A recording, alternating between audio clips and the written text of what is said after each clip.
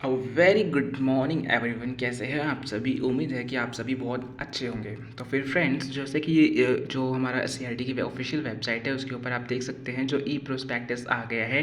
DElEd का भी आ गया है और डीपीएससी का भी आ गया है। ठीक है, तो डीएलएड का जो प्रोस्पेक्टस है उसके बारे में हम थोड़ा सा यहाँ पे देखेंगे। ठीक है, बेसिकली जो ये प्रोस्पेक्टस है पूरा 60 जो पीडीएफ एक तरह से बना रखी है प्रोस्पेक्टस की, यहाँ पे 62 पेजेस की है ये पीडीएफ। ठीक है, इसके अंदर जो पूरा कंटेंट है उसको यहाँ पे इन्होंने 11 चैप्टर्स के अंदर डिवाइड कर रखा हुआ है। ठीक है, तो हम बेसिकली इसी के बारे में जो हमारे लिए इंपॉर्टेंट चीज़ें हैं इनके ऊपर हम डिस्कशन करेंगे।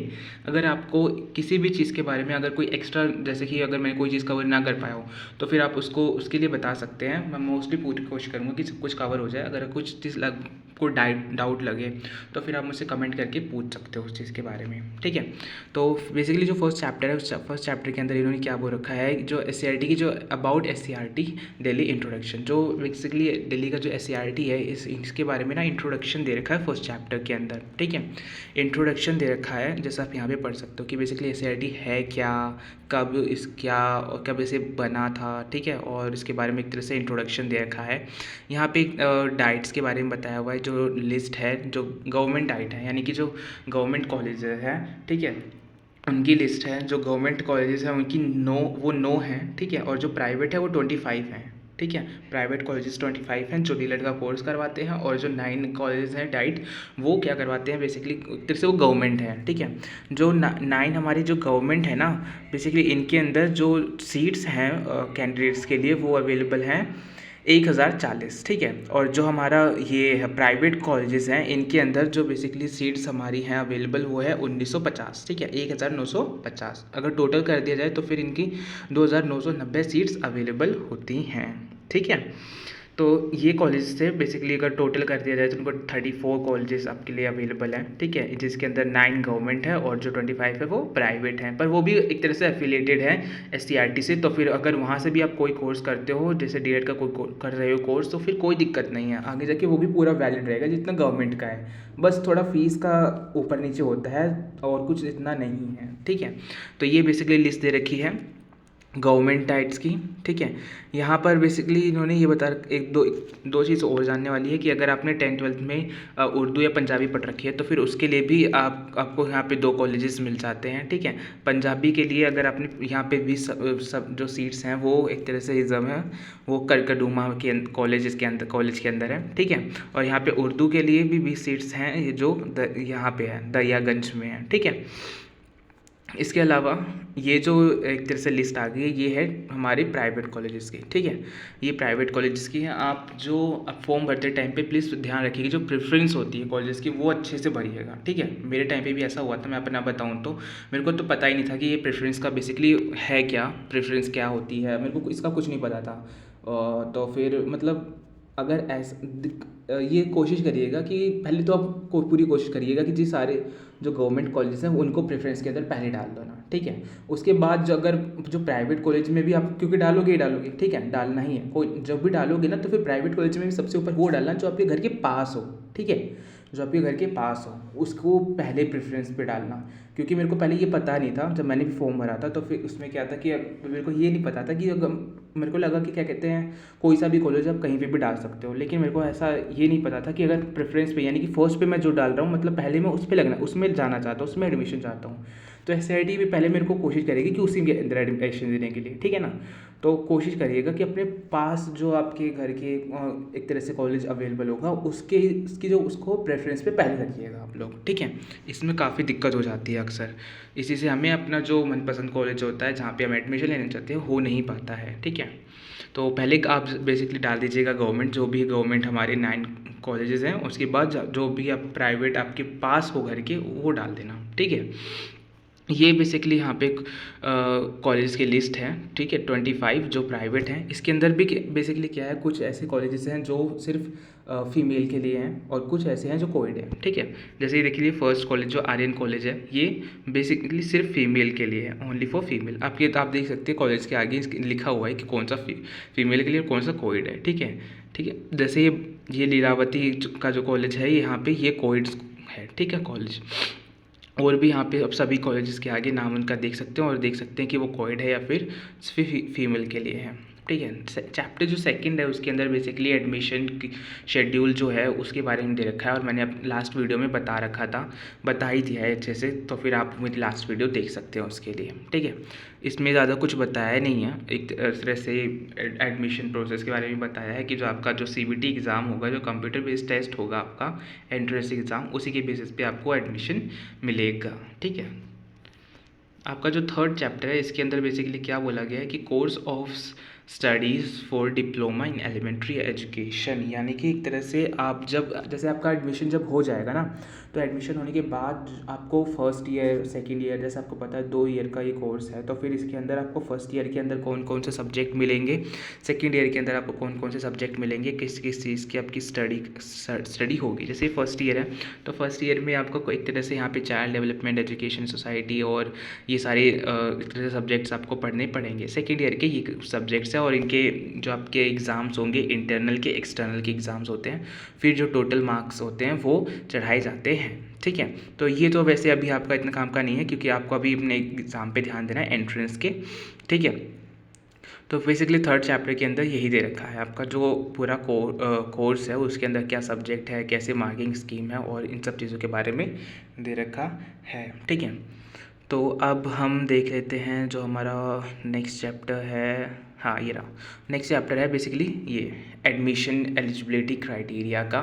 इसके अंदर बेसिकली एक तरह से जो एलिजिबिलिटी है एडमिशन के लिए आपके, वो उसके बारे में बताया गया है। तो फिर इसमें भी ज़्यादा कुछ है नहीं, आपको पता ही है एलिजिबिलिटी के बारे में भी। आपको 10+2 यानी कि 12th होनी चाहिए 50% मार्क्स से, और जो अगर कहीं एक तरह से रिजर्व कैटेगरी से हैं तो उनकी 45% पे भी चल जाएगा, ठीक है। तो यही था इसके अंदर तो एलिजिबिलिटी में।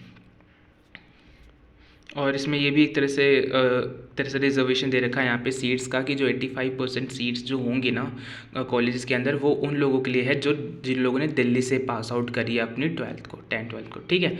वो उनके लिए 85% सीट्स रिजर्व है, और जिन लोगों ने दिल्ली से बाहर स्टडी कर रखी है, अदर स्टेट्स से UT से आते हैं, तो उनके लिए 15% जो सीट्स हैं वो रिज़र्व करी गई हैं यहाँ पे, ठीक है। हमारा जो ये एक तरह से यहाँ पे इन्होंने बता रखा है, एक तरह से ब्रेक डाउन कर दिया है सीट्स को, बता रखा है यहाँ पे कि किसको कहाँ पे किस कैटेगरी को कहाँ कितनी कितनी सीट्स मिलेंगी, ठीक है। ये है एक तरह से जो दिल्ली NCT के अंदर आते हैं और जो आउटसाइडर्स हैं उनके लिए है ये, ठीक है। अब जो बेसिकली नेक्स्ट चैप्टर है हमारा, नेक्स्ट चैप्टर फिफ्थ यहाँ पे आप ये और देख सकते हैं, ये कॉलेजेस के नाम लिखे हैं यहाँ पे, ठीक है। टोटल जो एक तरह से जो सीट्स हैं वो लिखी हुई हैं इधर। ये DP और जो OP है इसका मतलब क्या है यहाँ पे आप देख सकते हैं। जो DP है यानी कि 85% seats for candidates past qualifying exams from NCT of Delhi, यानी कि DP यानी कि वो स्टूडेंट्स की सीट्स को वो डिनोट कर रहा है जो स्टूडेंट्स दिल्ली से पास आउट हुए हैं 12th, ठीक है। और OP यानी कि 15% सीट्स वो उन स्टूडेंट्स को रिप्रेजेंट कर रही है एक तरह से, जो स्टूडेंट्स दिल्ली से बाहर से जो आउटसाइडर्स हैं उन्होंने वहाँ से जो पास करी है अपनी 12th उनके लिए, ठीक है। तो एक तरह से ये दिखा रहे हैं, जैसे कि देख लीजिए ये लीलावती कॉलेज की में जो DP है यानी कि ये जो दिल्ली से जिन लोगों ने पास करी है उनकी सीट्स के दिखा रही है, ठीक है। और जो OP है वो आउटसाइडर्स की सीट्स के नंबर दिखा रहा है, ठीक है। आप ऐसे ही देख सकते हैं सब कॉलेजेस के लिए, ठीक है। इसके अलावा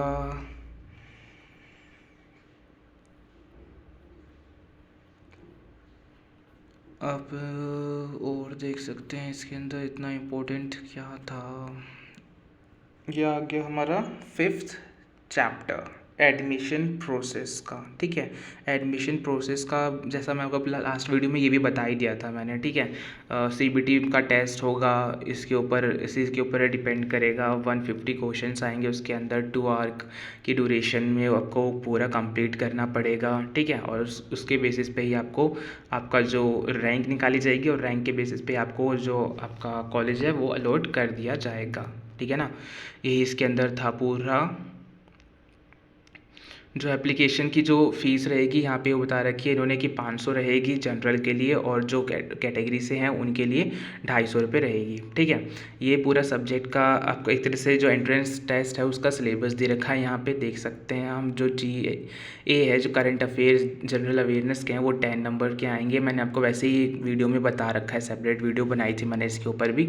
सोशल साइंस में जो हिस्ट्री है 10 मार्क्स, पूरी जो सोशल साइंस है वो आपकी 40 मार्क्स की आएगी। ठीक है, इसके अंदर ही हिस्ट्री है, पॉलिटिकल साइंस है, जियोग्राफी और इकोनॉमिक्स हैं 10 मार्क्स की जो आएगी। और जनरल साइंस में बेसिकली वो भी 40 मार्क्स की आएगी। इसमें फिजिक्स 10 मार्क्स की, केमिस्ट्री, बायोलॉजी, कंप्यूटर और बेसिक कंप्यूटर्स 10 मार्क्स का ये सब आएगा। और जो मैथमेटिक्स है वो आएगा आपका 10 मार्क्स का। और general mental ability, aptitude and attitude भी आएगा आपका 30 मार्क्स का। इंग्लिश और हिंदी आएगी 10 मार्क्स की यहाँ पे आप इसमें। ठीक है, लेवल ऑफ क्या रहेगा टेस्ट का, वो 10th रहेगा। ठीक है, और detail syllabus can be downloaded. आप जो इसका डिटेल सिलेबस है वो भी वैसे मैंने सेपरेट वीडियो के अंदर आप बता रखा है, तो फिर आप वो वीडियो भी देख सकते हो। और जो बेसिकली जो जो पेपर रहेगा ना आपका, ये 10th स्टैंडर्ड तक का रहेगा। ठीक है, तो 10th स्टैंडर्ड तक का रहेगा। और जो इसमें मैथ्स की बात की गई है, जो न्यूमेरिकल एबिलिटी की बात की है, वो 8th क्लास तक का स्टैंडर्ड रहेगा उसके अंदर। ठीक है, तो फिर आप इतनी तो अच्छे से पूरी तैयारी करके ही जाइएगा। ठीक है, और लेवल का हो गया। इसके बाद बेसिकली अब और चीज़ अगर देख लें तो हाँ, इसमें ये चीज़ और बताई कि how to fill the form, आप फॉर्म को कैसे फिल कर सकते हैं। वैसे फॉर्म का फिल भी करना भी अभी ऑप्शन कुछ टाइम में ही मेरे ख्याल आ जाएगा। ठीक है, 4-5 बजे तक बस आपको वेट करना है, वैसे उस टाइम तक फॉर्म की जो फिल करने का भी ऑप्शन है वो आ जाएगा उसके अंदर। तो आप फिल कैसे कर सकते हैं, सबसे पहले आपको रजिस्ट्रेशन करना होगा, रजिस्ट्रेशन प्रोसेस होगी। ठीक है, उसमें क्या करना होगा, आपको बस बेसिक सी चीज़ें भरनी पड़ेंगी। जैसे यहाँ पे रजिस्ट्रेशन डिटेल्स दे रखिए, कैंडिडेट का name, father name, mother name, date of birth, gender, contact number, email ID, ये सब आ जाएगा इसके अंदर ही। एक पासवर्ड आपको बनाना पड़ेगा उसके अंदर, फिर एक कैप्चा होगा उसको फिलअप करना पड़ेगा सिक्योरिटी पिन के लिए। और फिर आपको एक तरह से रिव्यू कर लेना है अपनी जो रजिस्ट्रेशन डिटेल्स आपने अंदर एक तरह से फिलअप करी हैं, उनको रिव्यू करेंगे और सबमिट कर देंगे। फिर आपके सामने फॉर्म आ जाएगा, एप्लीकेशन फॉर्म। ठीक है, उसको आप फिलअप करेंगे, उसके अंदर कैटेगरी, 12th का सर्टिफिकेट और ये सारी चीज़ें आपको डालेंगे, सबमिट करोगे। ठीक है ना, क्वालिफिकेशन डिटेल्स डालोगे आप उसके अंदर, अपनी चॉइसेस डालोगे, प्रेफरेंसेस डालोगे डाइट के, कि आपको कौन से कॉलेज के अंदर या फिर कौन से एक तरह से डाइट के अंदर पहले एडमिशन चाहिए, प्रेफरेंस कौन सी है आप चाहते हो, प्राथमिकता डालनी है डालोगे।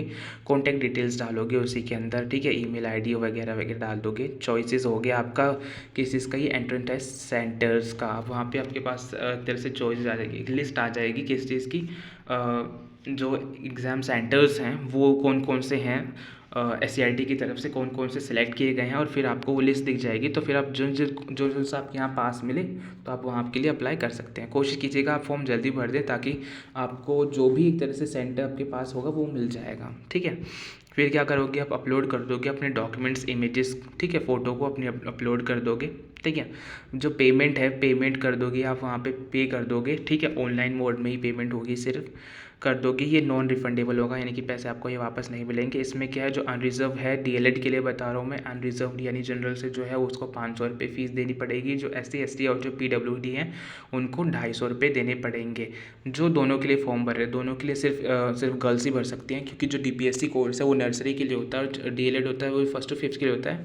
वैसे DLED बोथ एक तरह से लड़के लड़कियाँ दोनों कर सकते हैं, लेकिन जो DPSC सिर्फ लड़कियाँ कर सकती हैं। ठीक है, दोनों करोगे तो फिर आपको दोनों के लिए फॉर्म भरना, पैसे देने पड़ेंगे। 1000 रुपये जनरल के लिए हो जाएगा, और SC ST और PWD के लिए 500 रुपये हो जाएगा इसमें। ठीक है,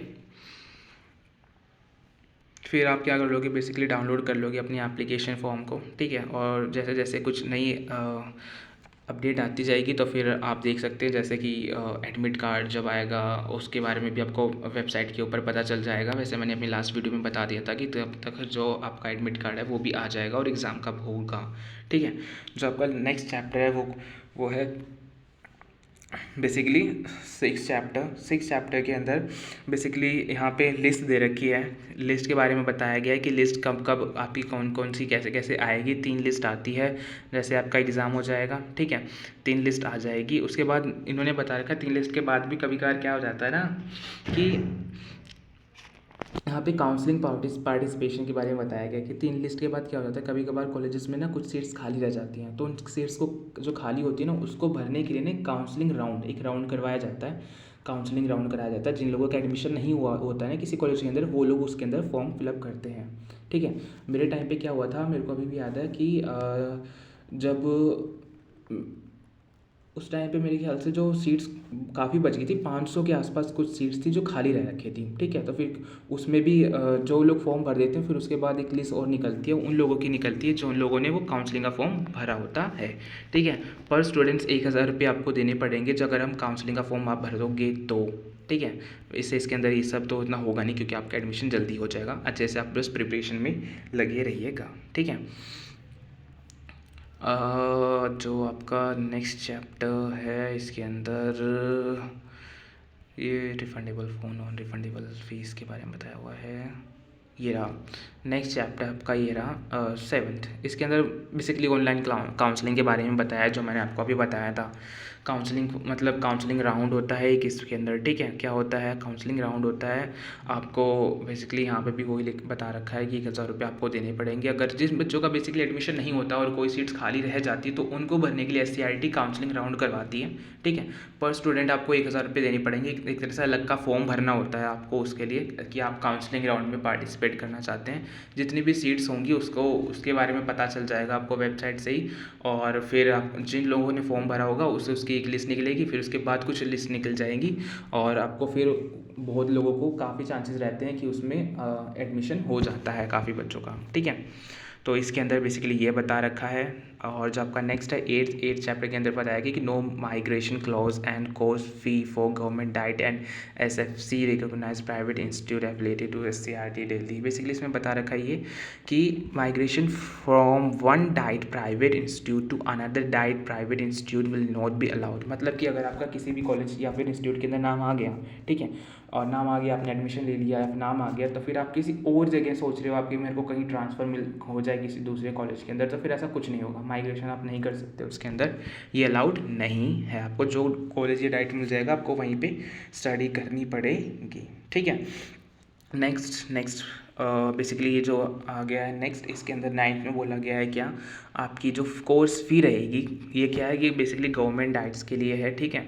उसमें बताया गया है ये पूरी आपकी एडमिशन फ़ी और ये सारी पूरी फ़ीस लग जाएंगी आपकी पूरे 1100 रुपये इसमें आपके पर एनम लगेंगे एग्ज़ाम। ठीक है। अगर टोटल की बात करूँ मैं तो फिर टोटल गवर्नमेंट डाइट्स में अगर इन सबको टोटल कर दो तो 9605 रुपये हो जाएंगे। तो फिर गवर्नमेंट डाइट्स में बेसिकली कम रहती है, और इसके अलावा भी थोड़े बहुत पैसे लग जाते हैं, तो फिर आप 10,000 रुपये या फिर थोड़े से ज़्यादा और लेके चल सकते हैं, क्योंकि फ़ाइल्स और भी काफ़ी चीज़ें होती हैं, तो उन सब के भी पैसे यहाँ पे लग जाते हैं। ठीक है।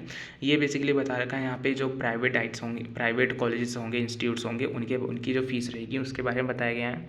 अब देख सकते हैं आप यहाँ पे बेसिकली फ़ीस का ही थोड़ा वो रहता है ऊपर नीचे, और नहीं तो वैसे ठीक रहता है दोनों ही। ठीक है। दोनों में इतना वो नहीं है। जो टोटल फ़ीस रहेगी वो 37,500 रहेगी, और एग्ज़ामिनेशन फ़ीस भी रहती है यहाँ पे 1100 रुपये पर एनम। ठीक है।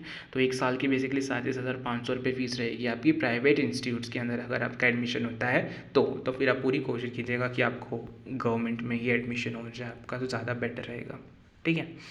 नेक्स्ट चैप्टर जो आपका है 10th चैप्टर, इसके अंदर बेसिकली विड्रॉल के बारे में बताया गया है। विड्रॉल बेसिकली क्या कि जैसे कुछ कभी कभार क्या हो जाता है, कुछ लोग ऐसे ही फॉर्म भर देते हैं और वो लोग सोचते हैं मतलब करके देख लेते हैं, ऐसे ही मतलब उनका मन नहीं होता, पर फिर भी फॉर्म भर देते हैं वो लोग, फिर बाद में जाके उनका मन मतलब हट जाता है।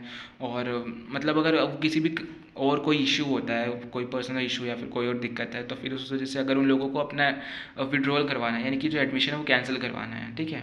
तो इसमें इस चैप्टर के अंदर ये बात बताएगी कि आपको विड्रॉल भी करवा का ऑप्शन मिल जाता है एक टाइम पर आकर। ठीक है।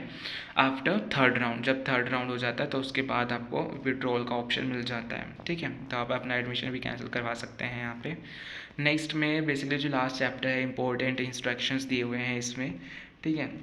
इसमें भी ज़्यादा कुछ बताया हुआ नहीं ही है। आप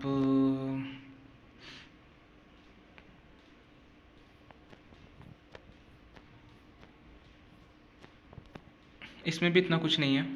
बस इसमें ये जनरल इंस्ट्रक्शंस कुछ बातें बता रखी हैं कि आपको कॉलेज के अंदर रह के कैसा कैसा बिहेव करना है, कोई भी इनडिसिप्लिनरी यानी फिर कोई भी ऐसा गलत काम नहीं करना, या फिर मतलब जैसे कि कुछ डिसिप्लिन में रहना है एक तरह से आपको। यहाँ पे इसके बारे में ये बता रखा है। ये EWS के बारे में बताया गया है कि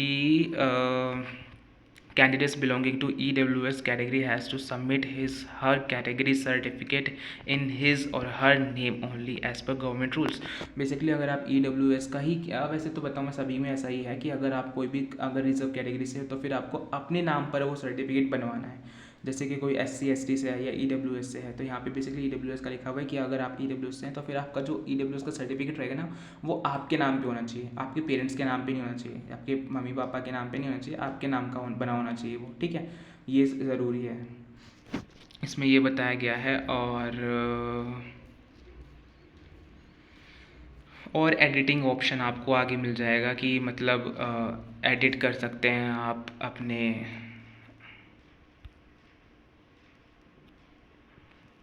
अगर कोई भी दिक्कत हो जाती है उसके बारे में है, ठीक है। और ये इसके बारे में मैंने आपको लास्ट वीडियो में बनाई थी, उसमें मैं बता दिया था आपका कि कौन कौन सी लिस्ट कब निकलेगी, कब एग्ज़ाम होगा और वगैरह वगैरह, ये सभी इसके अंदर दिया हुआ है। तो बेसिकली फ्रेंड्स हमने देख लिया है यहाँ पे कि जो पूरा प्रोस्पेक्टस था, इसके हमने जो 11 चैप्टर्स थे उसके बारे में हमने बात करी डिटेल में। अगर आपको किसी भी चैप्टर से रिलेटेड कोई भी कन्फ्यूजन है, किसी के बारे में कुछ जानना है, तो फिर आप प्लीज़ कमेंट करके मेरे से पूछ सकते हैं, ठीक है। और तो friends it was all in this video. अगर आपको वीडियोस प्लीज़ पसंद आ रही है तो फिर आप चैनल को सब्सक्राइब कीजिए और लाइक कीजिए। आपके चैनल सब्सक्राइब करेंगे, लाइक करेंगे तो ही हमें थोड़ा मोटिवेशन मिलेगा नई वीडियोस बनाने का। So thank you so much, I will see you soon with a new video. For till time, bye bye.